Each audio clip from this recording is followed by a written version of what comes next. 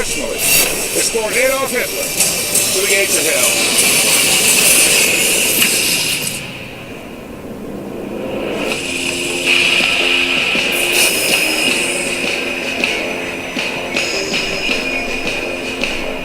How do you feel? It's over. Your task won't be simple. Who the hell are you? The first of many. Your enemy is not what you expect.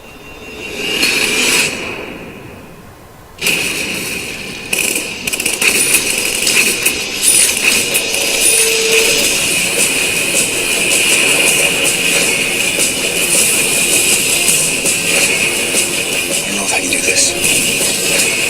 This is why you were chosen.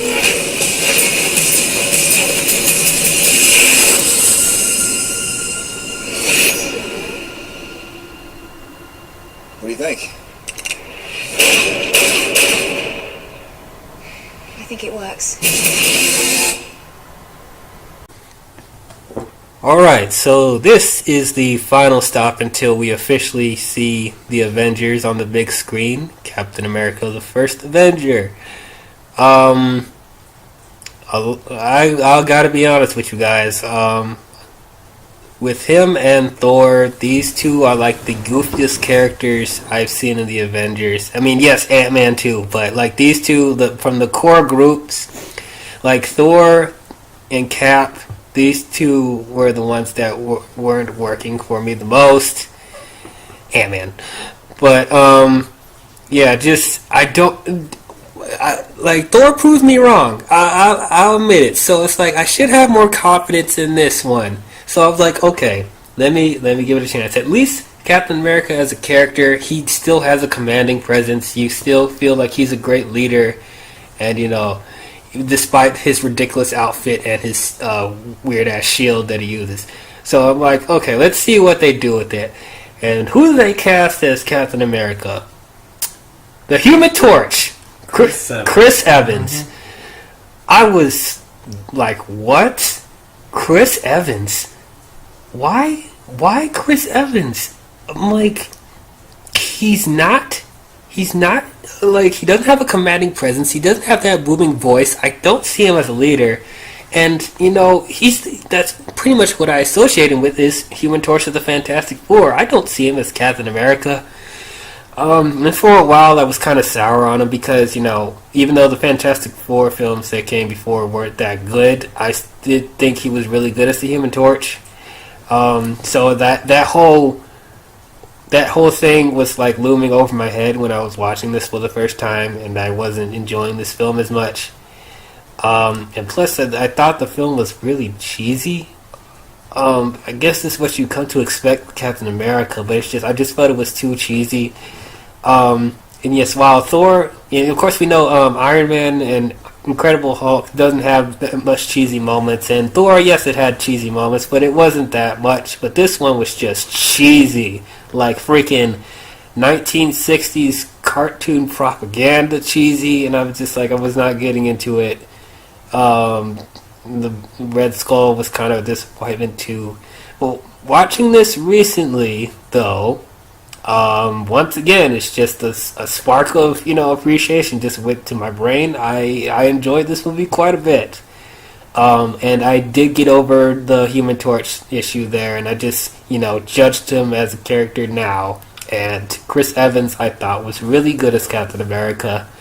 I had a lot of my doubts going in, but it's like, I can get over his voice not being, you know, commanding, or, you know, he's not that huge muscular person that he was in the comic books. The overall character of Captain America, that was what Chris Evans gave. When, you know, having the biggest heart of gold ever, you know, doing the right thing no matter what, you know, putting himself first before others, you know, that whole characteristics were embedded in him, and I definitely saw it.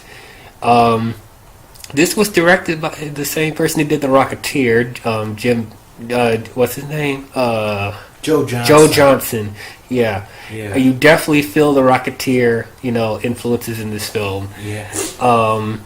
I like the whole aspect, of the times. They definitely got that aesthetic down really well. He also did Jurassic Park 3.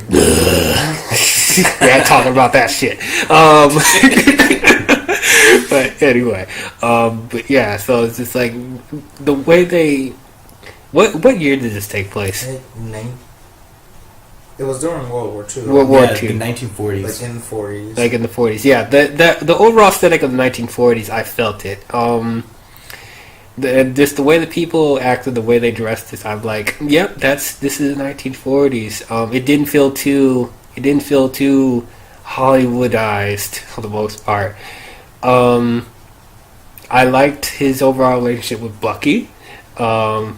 Yeah, when he was all clean shaven and nice before he started getting all rugged and losing an arm. But yeah, this spoilers. This if you're watching this, you look at the title screen. The spoiler discussion, bruh. Okay, anyway. But yeah, their overall relationship I thought was cool. I'm getting too much in there. Doctor? What did you think about Captain America: The First Avenger? Oh, we're on me now? Yeah, we're on. Yeah, I didn't want to get too much detail, so give you guys thoughts. I honestly fell asleep the first time I watched this. I won't even lie. Now, I don't like Captain America. Now this is the comic books. I never liked Captain America. I always never liked him. I thought he was the cheesiest character I ever saw, and I never got on point with him. When I found out they were making another movie of Captain America, I was like, oh. Yeah, because there was an old movie. There was a movie in the 90s. Oh, and man. we went all the way back in the 70s, and they're both bad.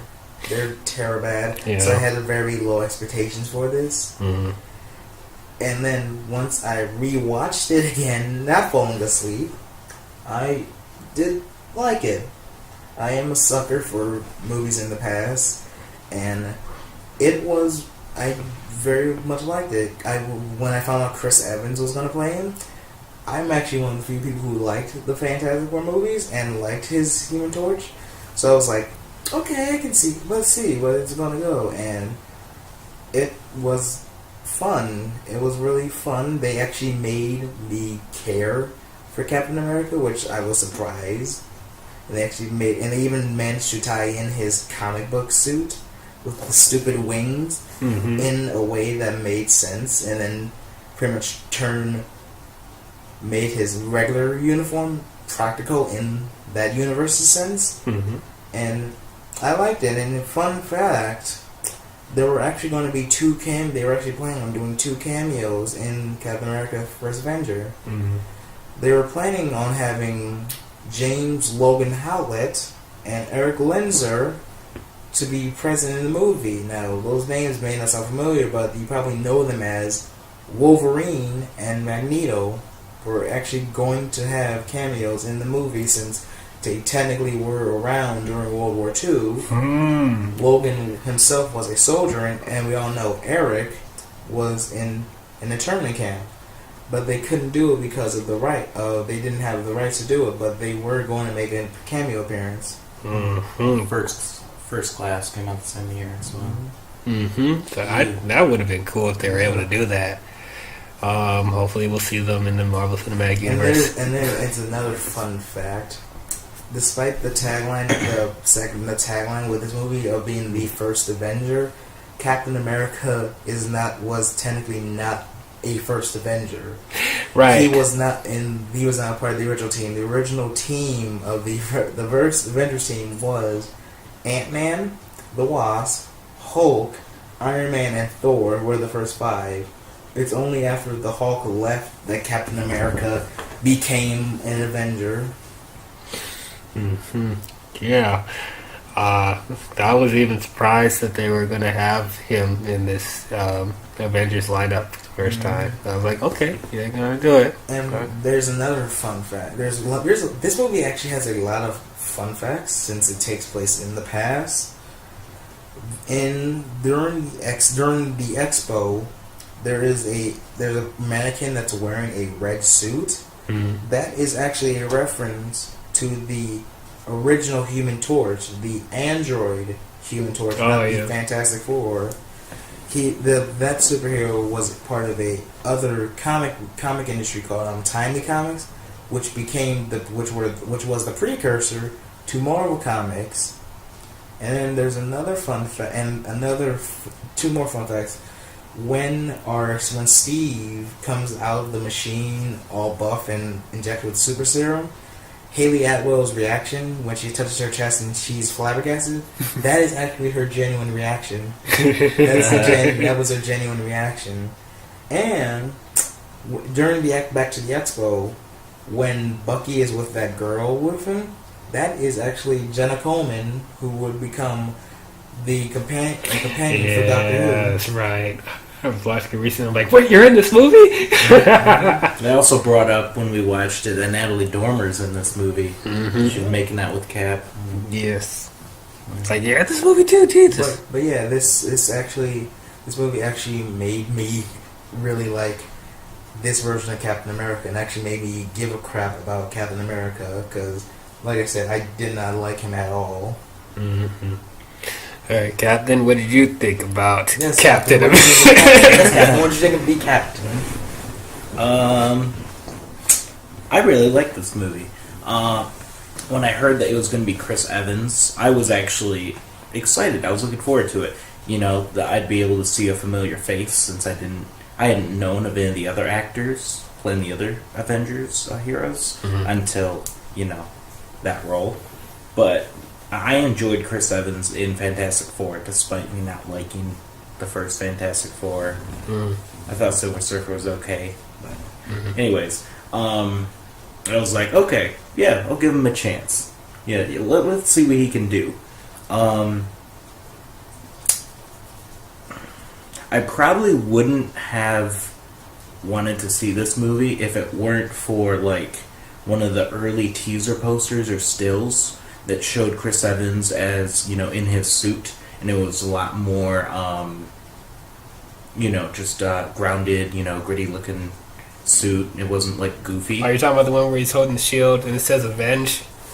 Probably. Like he's holding the shield like that? Yeah, I think that's it. Oh, that's actually the picture you're seeing right now. Yeah, that's the one I'm talking about. Yeah. So meta. Yeah. So, because I didn't know really anything about Captain America, but he just seemed like a goofy character to me. But, it seemed like they were going to do it right, so I was looking forward to it. And they did. It was really interesting. I don't know, I thought Steve Rogers, like you said, like Heart of Gold, he's like the perfect Boy Scout. And I felt for him, that he wanted to help, people, help his country. He was like a real underdog, but he was able to come through with the super soldier serum. And I really liked the story. I really liked, it was a really cool character. Action sequences were great. Overall, another just solid addition to the Marvel Cinematic Universe.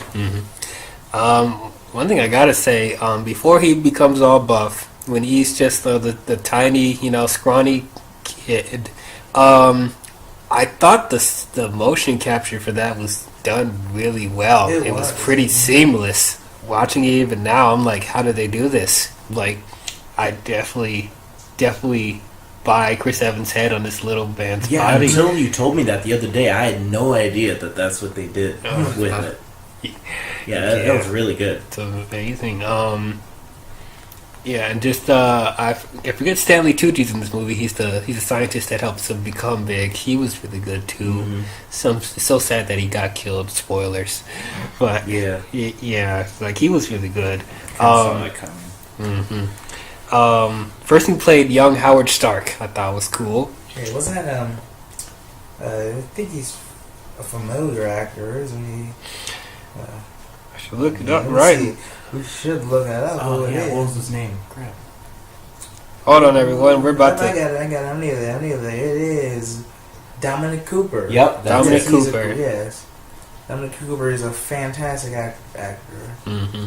And he's in Preacher too. If you haven't seen plug for Preacher on AMC, he plays the main character, and he's fantastic in it. Is that a DC property? It's, I believe it is a DC property. Like it's another. Sounds familiar. It's yes. Preacher is part of the Vertigo side, Which is owned by it's DC. But yes, Yeah, that's the same thing as V for Vendetta. Very good series. Vertigo.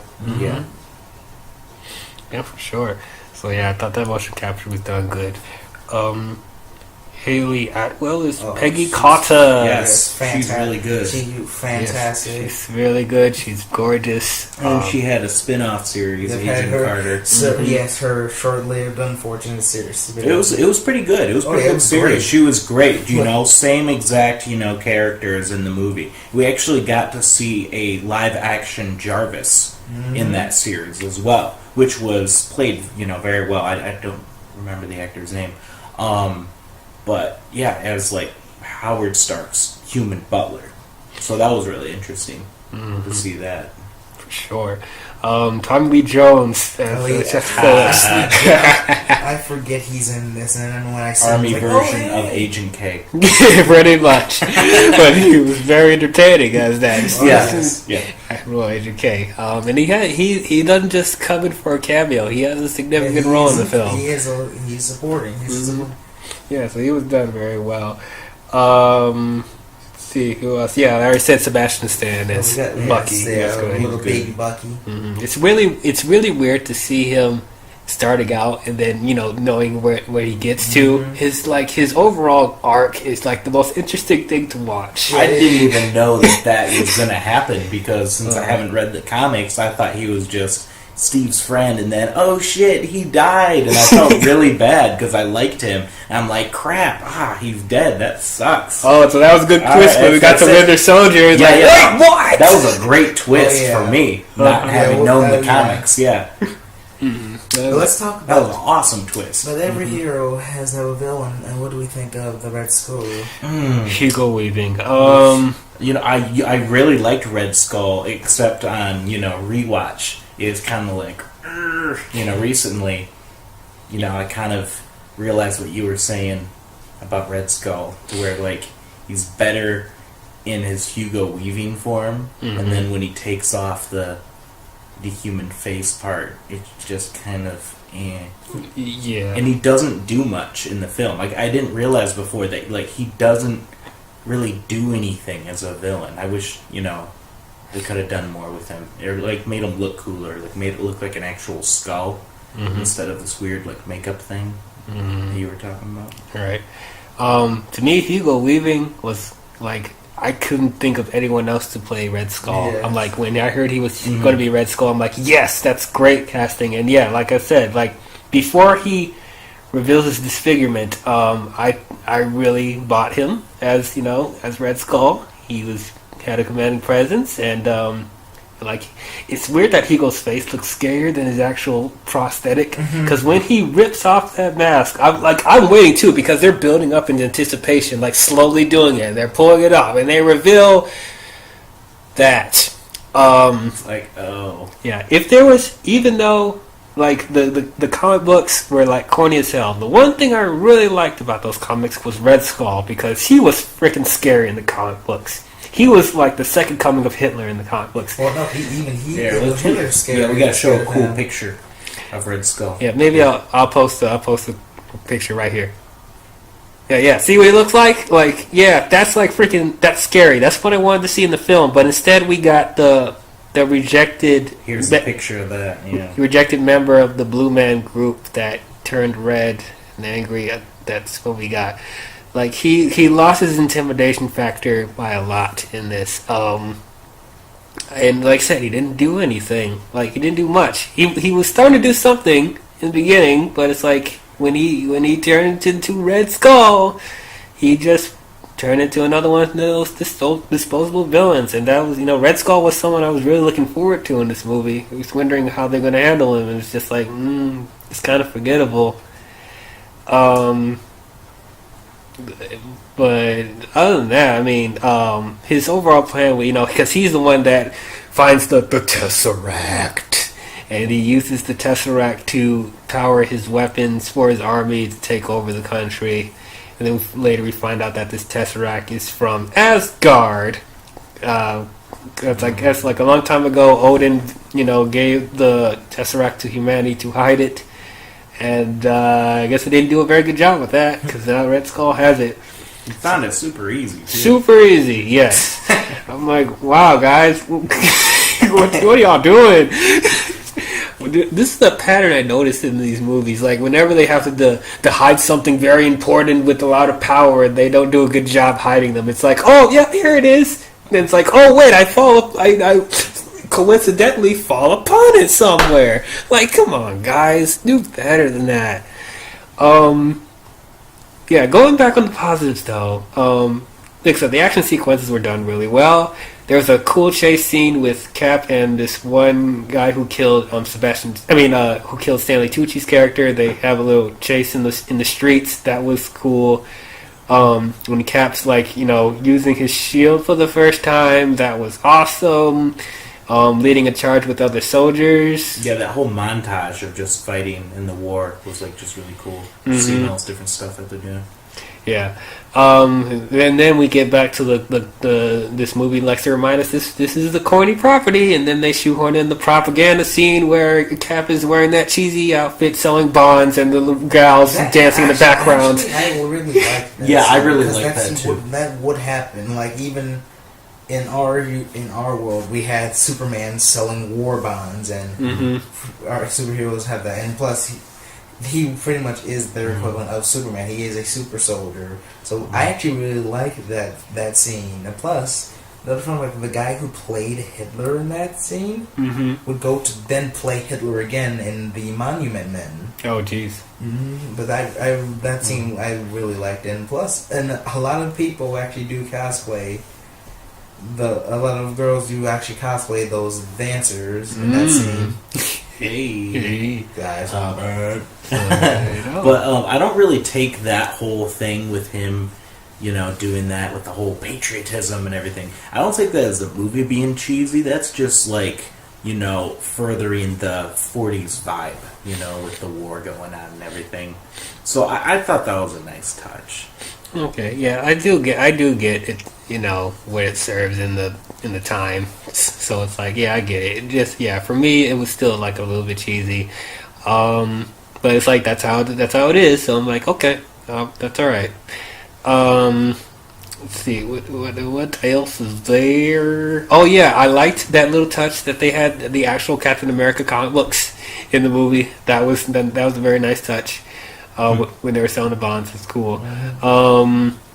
And I like that the homage to Cap's first outfit before he dons the iconic suit. He wears the jacket and the helmet and the goggles, and he had the older shield.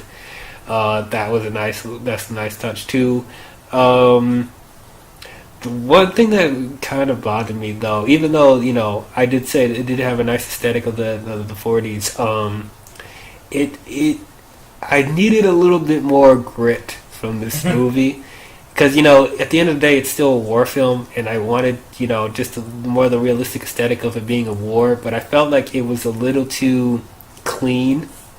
And I know you don't want to get too gritty with the Captain America film, but it's like I think they could have found a way to make it, have a balance, because I'm looking at other films that have that's a superhero movie, and it's in a war setting that gave me a little bit more grit, and I think we all know what that is. But except for the blood splatter near the end of the movie, that really stood out. Oh, that was the one. Yeah, I'm like, geez, because of how clean the rest of the movie was. So yeah, just me. I want a little bit more of that. I don't want it to be like oh my god, like Saving Private Ryan, but it's like I just needed a little bit more intensity for me, just to help balance out the the lighthearted corniness from it. But yeah, other than that, I thought it was even though I knew that Bucky was going to come back later, the way they killed him off, I felt like it was a little bit rushed. Like it just happened. It just happened. Like bam. It was like, oh, dang, that's happened. Wow. Okay. Jeez, that sucks. I hate it. But I wish that was just needed a little bit more time to build up. And then, of course, when he lands the plane into the Arctic and he freezes and stuff like that. That was a nice moment that he had with Peggy Carter. Oh, that was it got me in the field a little bit. And then I thought the movie was going to end right then and there, but it didn't. We go to present day, and Cap is woken up in the facility. Okay, first of all, what is that facility he was in when he woke up? What was that? Nobody knows. Did you really think that you were gonna like outsmart him with that little get up you were doing? Like, come on, bro, you could have done better.